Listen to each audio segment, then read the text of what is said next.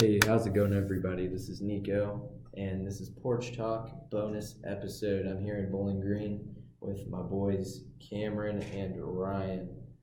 This is a heavy episode if you're not ready for it. We go over depression, body dysmorphia, and a lot of family and social issues related to depression and body dysmorphia. So, if you're not ready for a heavy episode, you might as well click off.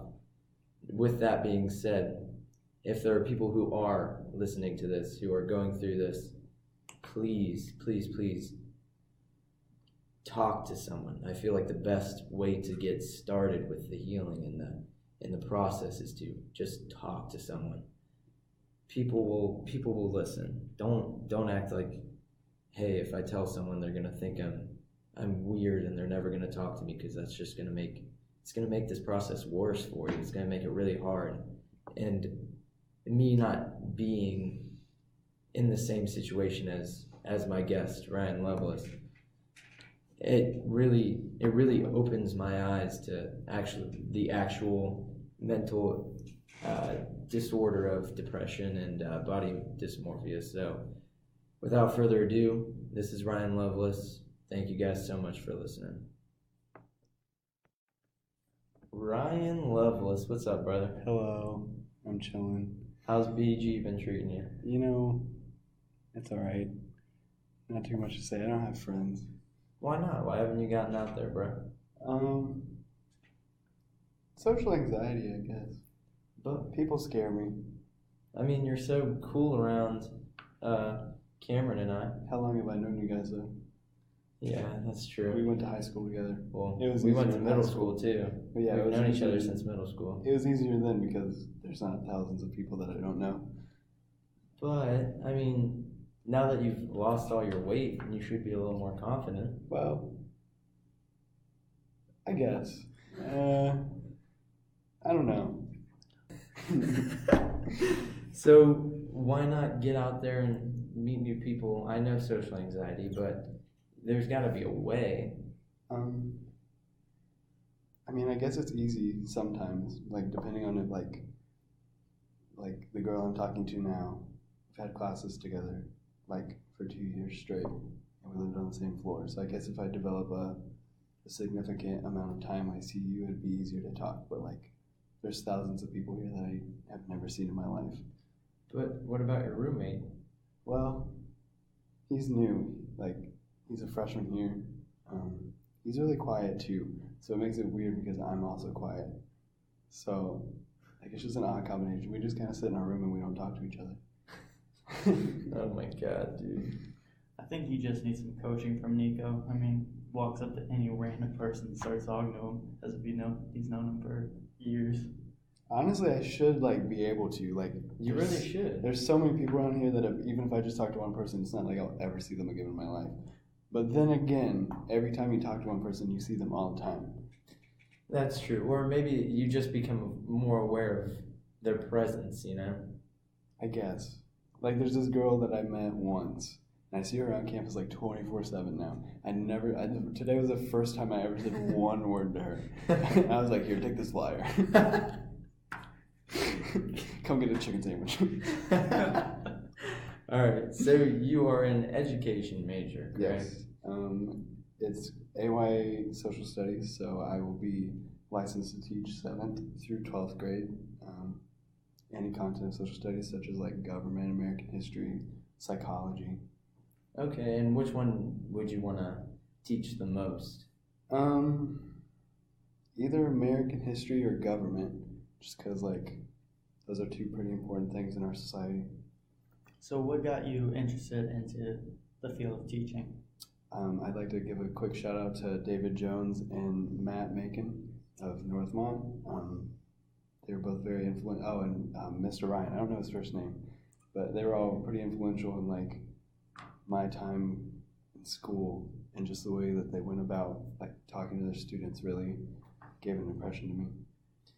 So once you're out of college, of course, what are your plans? Are you planning on going back down towards the Northmont area, or are you gonna try and So my plan is to teach in an inner city school for 5 years because the U.S. government, bless up,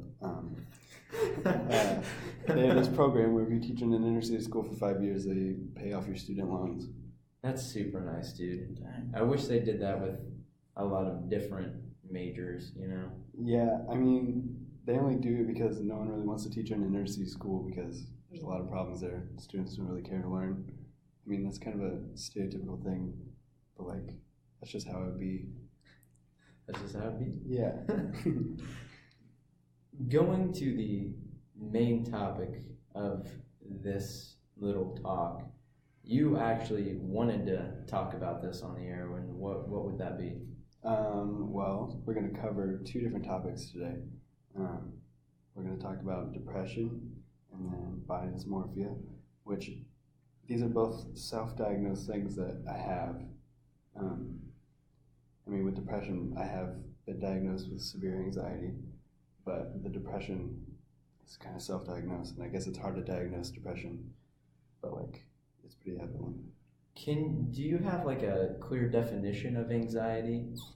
I can give you my definition That'll of work. like how it relates to me. So like my anxiety, so I have really bad social anxiety, so every time I talk to someone,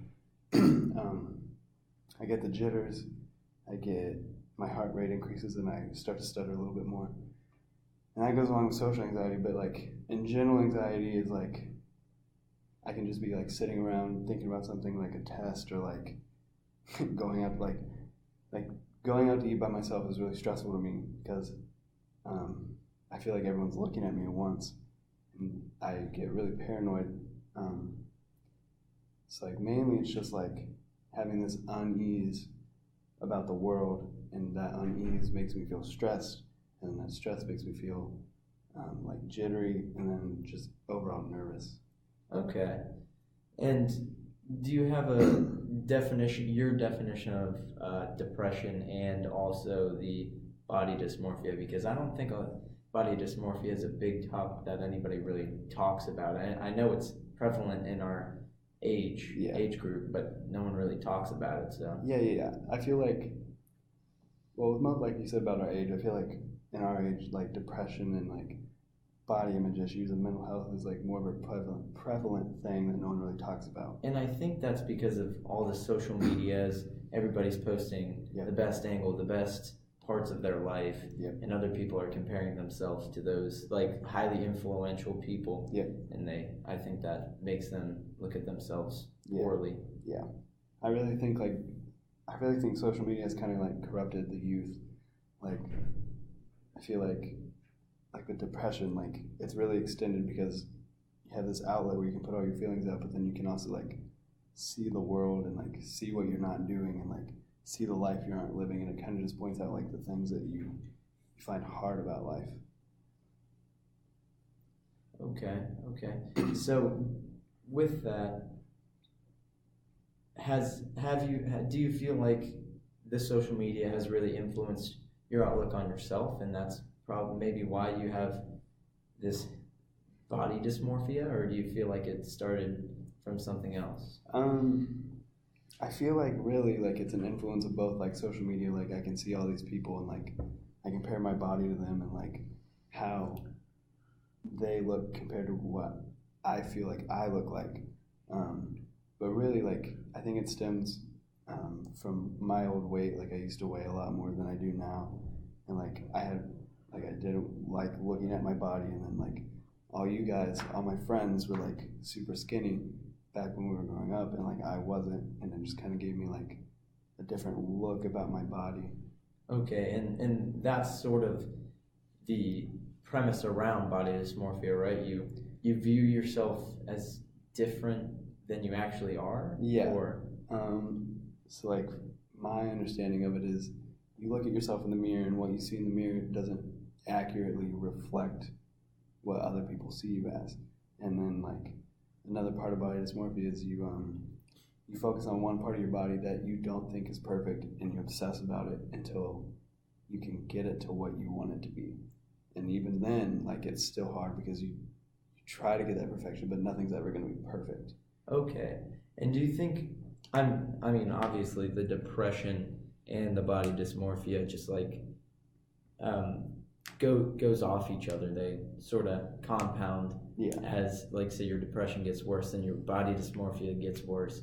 That type of situation. Yeah, like I feel like when I get into a depressive episode, like the way I look at myself is a lot different than when I'm going like doing better in my mental health. Like if So, staying on the depressing episodes, yeah. what is that like for you? Well then I like it's a constant thing, but like some days it's worse than others, and some days it's like easy to navigate. Like some days I can go where I don't want to see anyone. I just want to sit in my room, sit in the dark, not talk to anybody. Other days it's just me having this uneasy feeling, like mentally, like it's like a mental cloud, I guess you can say. Okay. Like just a fog of like how I view everything.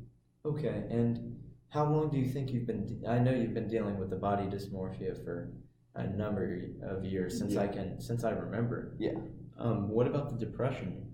Like do you know where that stems from looking back, or? I don't know where it stems from, but like I've been anxious like my entire life. Like even as a kid, like looking back, I was like, okay, I can see myself like the anxiety things I had when I was a kid. But like the depression like kind of really kicked in probably the start of high school, and it like kind of stemmed off my anxious feelings. Okay, so you've been dealing with it since freshman year, so that's what, 6 years? Yeah.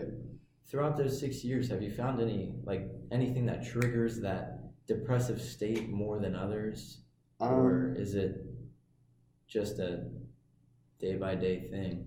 That's hard to like. I can't identify what triggers it. Like some days, I just wake up and I don't feel like I feel off. Like I just feel like something's wrong, and I can't pinpoint exactly what's wrong. Well, let me challenge your thinking a bit. If you can remember, at least, you said you woke up and you're just in this state already, correct? Yep. What was your sleep like? What'd you eat before, like the last meal before you went to bed? Maybe it could be some type of nutrition or sleep deprivation that could be causing that. If you can remember, if not, that's okay. I don't know. Like I could be perfect. Like that's just how it is. Like I can eat as healthy as I want. I can get as much sleep as I want. But like I still wake up some days just feeling like uneasy. Because I mean, I know for me personally, if I don't get at least at a bare minimum 6.5 hours of sleep, or if I eat something really unhealthy that's usually not in my diet, I usually have like this sad mental state the next morning. I kind of want to add on to that about like when you're depressed, it can really fuck with like how often you sleep. You could be sleeping so much more because you could be sleeping so much less, eating way more, eating not at all. For me, I was sleeping all the time. I didn't want to get out of my room or go anywhere, and I just completely stopped eating everything. And adding on to what you just said, with the food, and I feel like that's why people have a lot of eating problems, because of that depressive state feeding into either not eating or eating too much. And I feel like if you're going through that, anybody who's listening, you got to start making those connections, because you can't let your mental state influence those two behaviors, especially the eating more or eating less, because that'll just compound and make everything worse. Because I know when I had that bad meal the night before and I wake up really upset at myself, I get pushed into eating more bad foods, which in turn makes my mental state worse, and it just compounds on each other.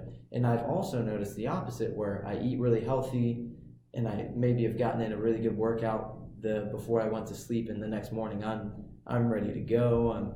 I'm making my smoothie with all my natural fruits and all that stuff, and it compounds the other way too. Yeah. So I feel like if you're going through this and you're having an eating problem, you got to find that root cause, whether it be depression or something else, and really start making those connections. because me being the health conscious person I am, that's just who I am. I always try and bring it back to the health and what I did to my body to make this outcome. I mean, it's like on what Cam said about like he would want to sleep in bed and like not leave his room. For me, like at the peak of like my depressive episodes, like I would go days without sleeping, and like it would just heighten my paranoia. And I would just like I would lay in bed and I'd close my eyes, and like all I could think about was things going wrong and like stuff like that. And it was just really hard for me to sleep because night's a weird time. Like I know, like it's easier to go through the day and like act like nothing's wrong. But like at night when you're alone by yourself, like everything hits you at once. Like you're alone with your thoughts. Yeah. Like that's a scary thing. Like I used to be really, so like my experience with it, no one ever really talked about it. Like it was a taboo subject, like growing up. So like, I mean, along with a lot of other things, yeah, like sex and drugs and alcohol and all that stuff. Yeah, like the parents usually give the talk over like sex and like substance abuse, but no one. Yeah, so like when I was going through it, like I had no resources. Like I didn't know what I was feeling, if it was even valid, and like every time I'd have a thought, like I would just get even more down because I was like, I have a pretty good life. There's no reason for me to feel like this, but. So, sorry to stop you there, but so these thoughts, are they thoughts that are bad, that are like that are soothing you? Like, say there's a thought in your head like, hey, you should kill yourself or something like that. Mm-hmm. Is that, does that like soothe you? Is that what it makes you think? Or I'm trying to figure out what do you mean by soothed? So, like, I don't really know. All right, go ahead, Cameron. You can probably explain it. Well, I was gonna actually kind of answer it because I kind of understand what you're saying. When people are having those thoughts, like I should just kill myself, it's that escape. You could just make everything go away at that point. All the pain you're going through, all the sadness, everything. That's just the way out. Okay, thank you. And so obviously you have a lot of tattoos. Yep. And I think you were talking to your mom about it, and you were sort of telling me that it's like cutting but of course in a different way. Yeah. Can you try to at least explain it? So when I get tattoos, it's kind of like it's a 2-in-1. Like it makes me feel better about my body. So like when I look at my body, I don't feel ashamed because I have all this stuff that means a lot to me. And then like some of my tattoos I've gotten like at a really low point.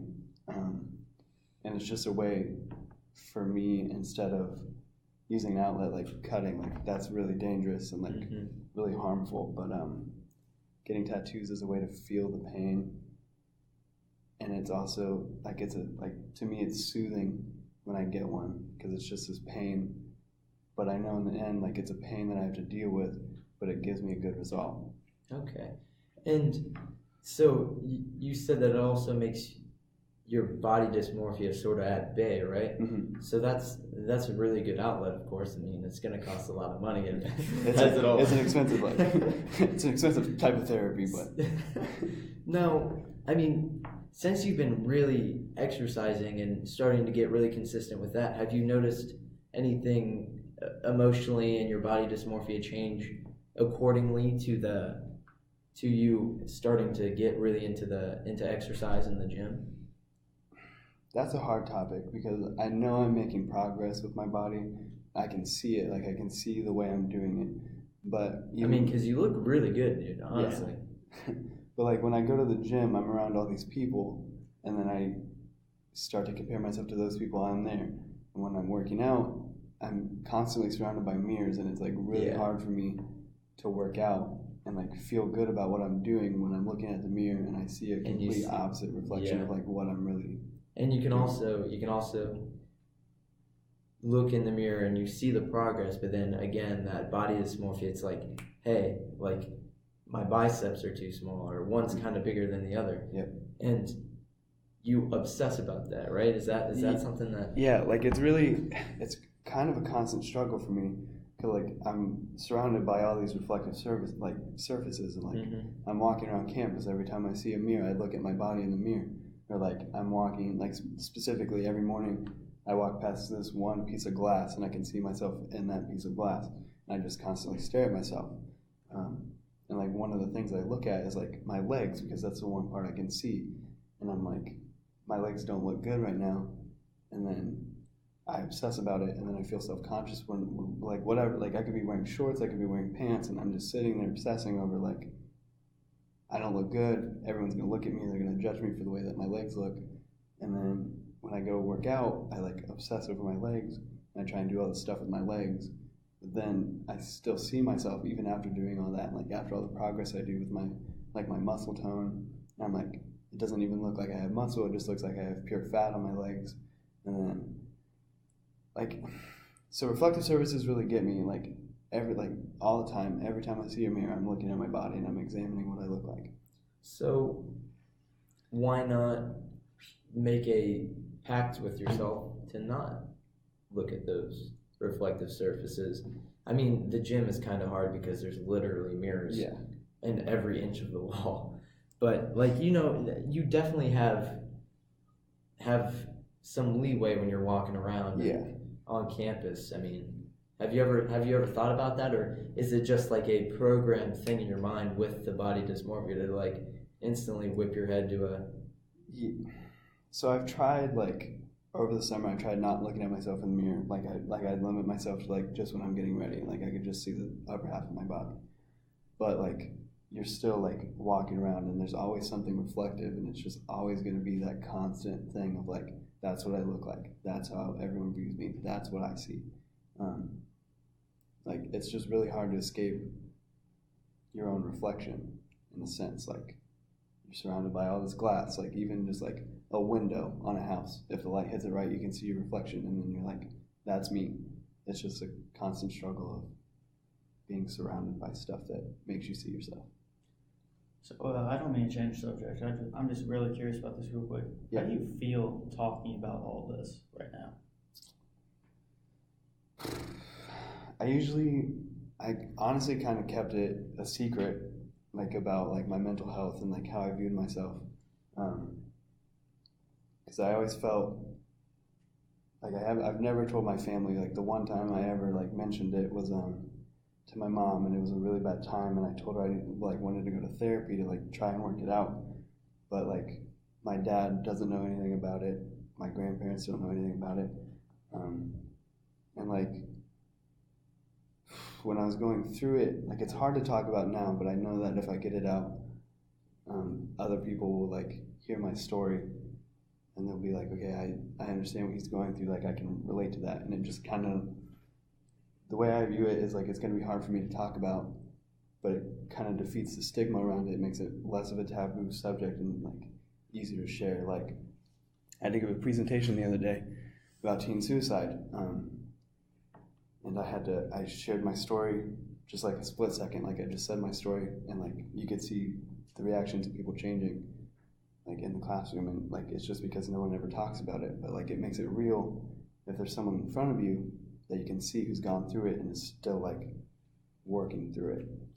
Yeah, that's really, and it also talking about it makes it just so much easier on yourself, and it helps you start to heal and progress, because I know I resented everything about alcohol, like everything, because my mom, I said this on the last episode, but my mom was an alcoholic ever since I was 1 maybe. Yeah. And I mean, I just grew up in this constant back and forth of, hey, my mom's amazing, she's sober and she's the best mom in the world, to holy shit, like my mom is a drunk that borderline is like on the verge of hurting me, that type of stuff. And I didn't really start to heal and cope with that until I started talking to people and just became more comfortable. And got rid of that stigma of, hey, this is a taboo subject. Yeah. Like, we can't talk about this. Now, but sorry, we're going back to the you not telling your family except for your mom one time. Yeah. Why not tell her? Why didn't you tell her, like, when this first started? Or you've had so many opportunities, and you know she's your mom. All she wants to do is help you. What's the reason why you didn't? I have two answers. One, like, just in my family about in general, and then like my parents. Hate to throw my grandma under the bus, but one time I've had a family member who like went through like self-harm, and my grandma made like some backhand comment about it. Like, this was like, I want to say I was in like 8th grade, or probably like my sophomore year of high school, and like when she said it, like the way she said it made me feel like if I came out and like shared my story with them, like they just go behind my back and like say some shady stuff about me. Mm-hmm. And that would just make everything worse. Yeah, and so like I've always been scared to open up about it. And I guess this goes with my parents too, like when I was going through it, like no one told me about it, like how to talk about it. Like I just felt like I disappointed everyone for like having these thoughts, having these feelings, because like everyone has this view of me and my family, like I'm a good kid, like I'm doing good, like I have a good life, like I'm happy, but like I don't know, I felt like if I told them like I'm not really happy, like I'm going through a lot of hard times right now, then it just changed their whole perception of me, and I didn't want that. I didn't want my parents to feel like they did anything wrong in causing me to feel that way, because like they did nothing wrong. They've done a lot of stuff to get me to where I am in life. So I didn't want them to feel responsible for how I felt and like my suicidal thoughts and like stuff like that. I just didn't want anyone to feel responsible for like the hardships that I was going through. Well, wouldn't you think that would bring, especially your mother? I mean, you two have been through it all, basically. Yeah, pretty much. Don't you think that would have brought you even closer, built that bond, would have built more trust and just a closer relationship? I mean, it probably would have saved me a lot of like struggle. Because I've really gone through life like resenting everyone for not seeing what I'm going through, and like I've held a grudge against family members for like not stepping in, even if they like saw the slightest sign. But then again, like I didn't tell them because I didn't want them to feel responsible for the stuff that I was going through. So I just decided to keep it all bottled in, but like keeping it bottled in made me resent everyone for not being there when I needed somebody. Okay, yeah. And fast forward to probably about senior year, probably is when you started really talking about it with at least us, our close friend group, with me, Cameron, you, and the rest of our group. Yeah. I feel like that was when something turned, you know? Yeah. So I really just kind of like went surface level with you guys like senior year, like just telling you like this is what I'm going through, this is how it is, but like it wasn't until probably like March of this year that I opened up to you about like my suicide and how I wanted to die and like the obsession over killing myself. Like it was hard to talk about, but it made it easier for me to like feel like I could tell you guys like what was going on. Mm-hmm. And I felt like that brought all of us closer to you, even though you're so 2 hours away. Yeah. And how is that transition from, hey, I get to see like my guys, my boys, and then having to come here, and I know, I mean, obviously we come up often. Yeah. But how is it from like here, like we're here, we're hanging out, we're having a really good time. Yeah. How does that change your perspective and your thoughts as opposed to when we leave? You know what I'm saying? Yeah. So like when I'm around you guys, everything like seems calm and like normal. Like when I'm here by myself, like not talking to anyone, like I go through, like I said, like separation anxiety. Like I get super nervous about everything. Like everything feels off. But like in this environment, like it all feels like okay and like fine. But like I don't know. It's just like a different way. Like I can't talk to people here like I would talk to you guys. It's hard for me to like show people like who I really am apart from like us being like together. Like it has really affected me being here because I've gone through plenty of identity crisis and like emotional crisis. Like 2 weeks ago, I had the realization that I lost all touch with my personality. Like I wasn't enjoying the stuff that I usually enjoy. I couldn't find happiness in like things that made me happy, and I would just sit and I would see these things. Like video games meant a lot to me, but like I sit and I just stare at like my Xbox and I'm like, I have no desire. Like that has no appeal to me. And then like I go home and like that's all we pretty much do, and like has the appeal of like, man, this is really fun. Like I should do this, but then I come back here and there's just nothing about it. I do gotta say, man, it's awesome that like with everything that you're dealing with and being 2.5 hours away from all of us, I know a lot of people who have just completely buckled and crashed and will immediately move back to their hometown just for something familiar.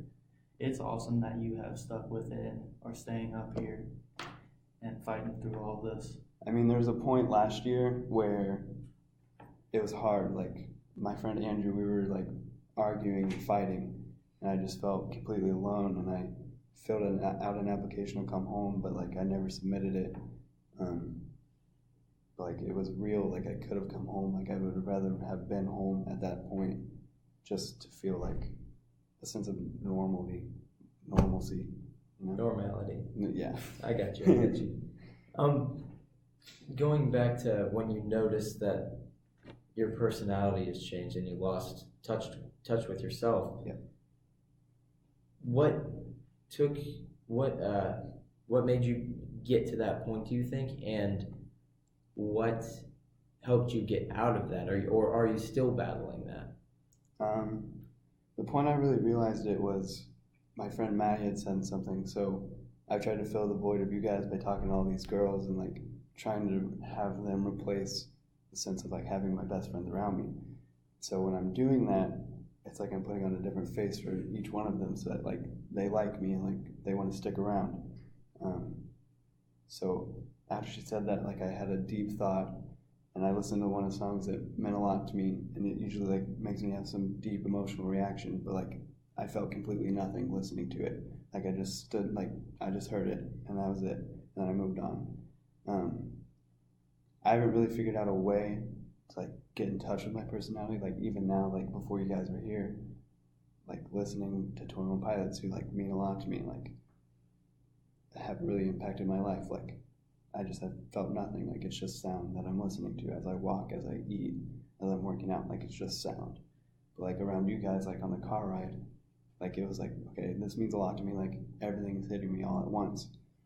But I don't know if there's a real way for me to like figure out what I need to do to get back to have a touch with my personality. I think, well, all right, so I couldn't tell you either, honestly.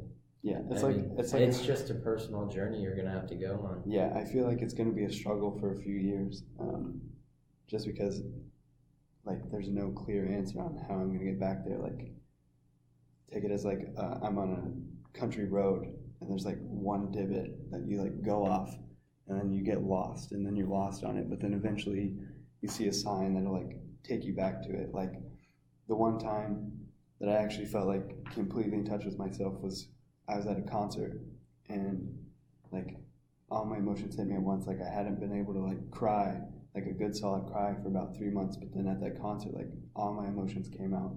Like I was crying the entire show, and then I went home and I was crying, and then I got back to school and it was like starting over again. Like no, like I have no tears, no emotions, like I can't really feel much. And I feel like to a different extent, everybody has to go through this lost personality phase. But I mean, again, with your body dysmorphia and the depression, it's just these big roadblocks that are keeping you from that path that everybody's gonna find their way to eventually, you know. Yeah. And I could say I mean, not by any means to any extreme as you, but I definitely have at least felt depressed qualities because I'm a very extroverted person. I love crowds. I love talking to people. Like Cameron said earlier, I can just start up a conversation with anybody. Yeah. But it's those times when I'm alone is when it really it's when it really hits me like, damn, like I don't have anybody to feed off of. I don't have that real energy. Yeah. And I feel like that's something you're currently lacking because it's so hard for you to make those friends and make those connections. Yeah. That's really that you're sort of isolating yourself in some way. And I know it's not like purposeful, but it's just through all these other issues that's come to be you. Yeah. And I feel like once you start getting those friends and start talking to more people, because you just recently signed for an apartment. Yep. And you're gonna have Andrew and our buddy Lauren stay with you in that apartment. And I feel like that's when things are gonna start picking up and you're gonna start feeling these changes, especially identity wise. Yeah. Because you have those people to feed off of and they're familiar to you and you cherish those two fairly well as your core group of friends, you know? Yeah. And I think at this point it's just a waiting game. Yeah, it really is. Like I'm the same way, like my mom's the same way as me. Like we're both kind of introverted, but like we're also extroverts at the same time. Like to other people I'm introverted because I don't talk a lot, but like once I'm comfortable around someone, like it's nonstop. Like I could talk forever, like about anything. But it takes me like a real while to, that's not true. I have a thing where I get attached to someone really quickly, but then it's also at the same time like where I'm attached to you, but then again I know that at some point you can leave, so I'm not going to give you my full self, because if I'm just going to put the effort in to like put myself out there and you just leave, what's the point? Like I'll give you the surface level stuff that I think kind of makes me me, but I'm not going to waste all my energy putting myself out there if you're not going to stick around. Yeah, so you're trying to find that family as opposed to just that sort of friendship. Yeah. You're trying to look for that family bond. Could that be connected to when your parents split, do you think? Well, that wanting that strong connection, like a family-like connection. I mean, I guess so. Like, I had a weird childhood, and like, in the sense that my biological dad left, and then a man came in, and he decided that he wanted me to be in his life and be his son. And he's like my dad now. Like, I consider him my dad, and like nothing can change that. But like learning that my biological dad, that really affected me growing up, because it was like I'm a part of him. Like I'm his blood, and like he didn't even want to be around me. It's like, why would someone who's not even related to me, that I'm just meeting for like the first time, why would they decide to stick around if I didn't even have a family member that wanted to stay with me? Okay. Do you think with your father separating at a very early age, before you were born? Yeah, he left before I was born. Like I've gone almost 20 years now, and I've never met him once. Okay. Are you afraid that maybe once you're old enough and you start your own family, are you afraid that you would have those thoughts as well, or is it the opposite where like your father left and you are like dead set on being there and being the best you can be? Yeah, I think it's really like changed the view of how I want to be as a parent. Like please explain. Yeah, like if he wasn't there, like he wasn't there for me, I don't want my kids growing up feeling like I was never there for them. Like I want them to feel like, wow, my dad's really involved in my life. Like he goes to every event that I have. Like he's supporting me in everything I do. In just a sense that he's there, and like I don't want to like psychologically hurt my kids by not being there. Like I would do anything to show them that I care, like that I love them, that like I want to be there for them. Okay. And What about what? All right. So what about your relationship? Are you looking? Do you seem to be picking out girls that are similar to your mom with how strong and supporting they are, or what do you think you're aiming for at least for now? Who you're looking for? What you're looking for in a woman?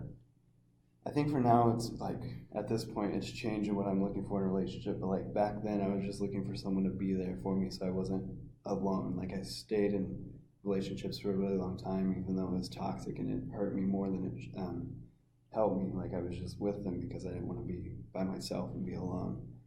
But like now I realize like if I'm alone, I'm alone. That's just how it's going to be. Someone's going to come along at some point and actually be there. But so for now, like I've been in relationships where I've opened up about like my mental health struggles, and these girls don't understand like what I'm going through. Like I've had girls tell me it's annoying when I get super anxious, and so now I'm just looking for someone who I can like really connect with and makes me feel like a good emotion. And even when I'm not having a good day, they're still going to be there and be supportive and not act differently, even though my emotions are different than what they normally are. Okay. And let's do two final things. One, what has been the biggest trials and tribulations throughout your journey so far? And two, what can you say to people who are listening to this, who may be fighting any degree of this, what you've learned how to cope in a way, or how to manage these mental disorders, I guess it would be. Yeah. I think the biggest thing I've like went through is probably like suicidal thoughts. Like I've had plenty of points in these past 6 years where I just felt like there was no reason for me to keep going. Did something trigger that? Was there an event that triggered that?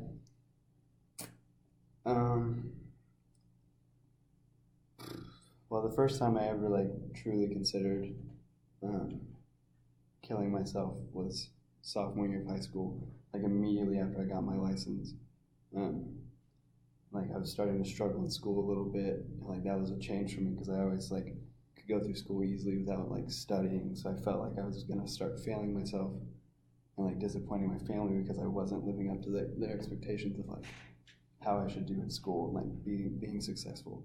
And like when like that first suicidal thought I had, I was driving in my car and I was just like, there's no point. Like it was a long drive, like a 30-minute. It's not that long, like a 30-minute drive. And like the whole time I was just like, I'm just gonna let go of the wheel and let my car do whatever it's gonna do, and hopefully I end up dying in like some shape or form.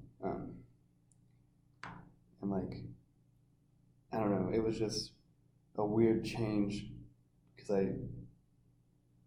I've heard about depression before. I was always like, I don't think that could happen to me. Like, I don't see the point in it. But like once it hit me that like I should actually do it, it was just different because I didn't know how to react.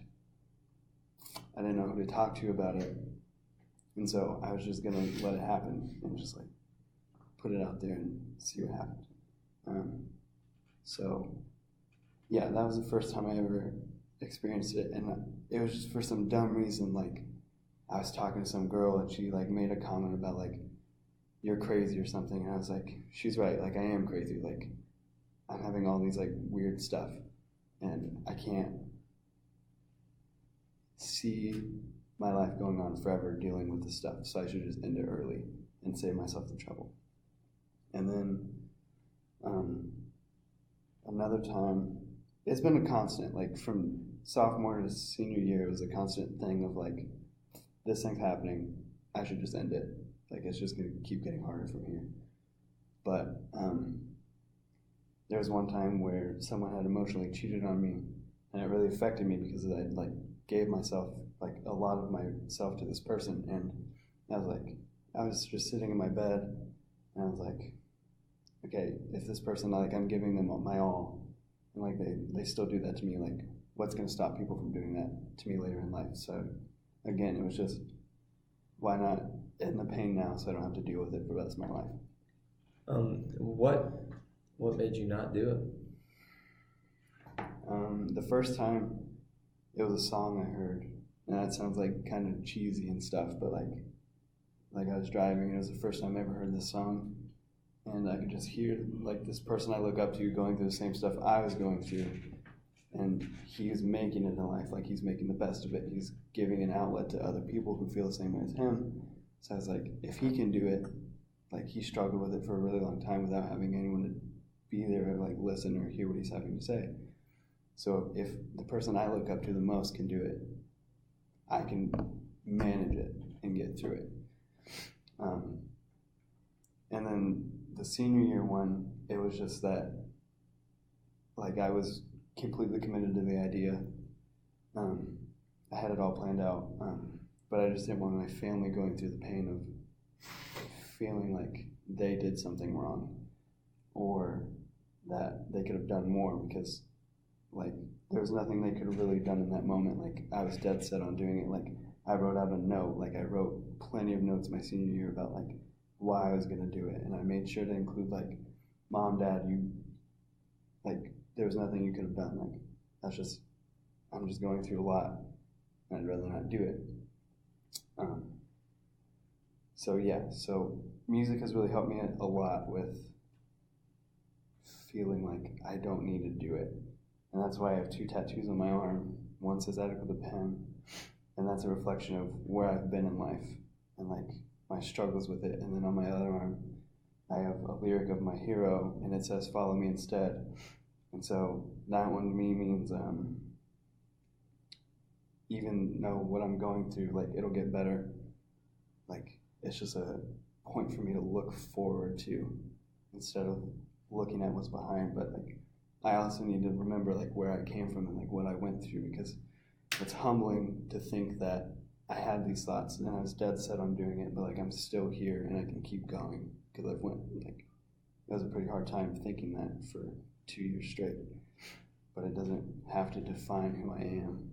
I can keep pushing myself to do better. Dude, that was heavy.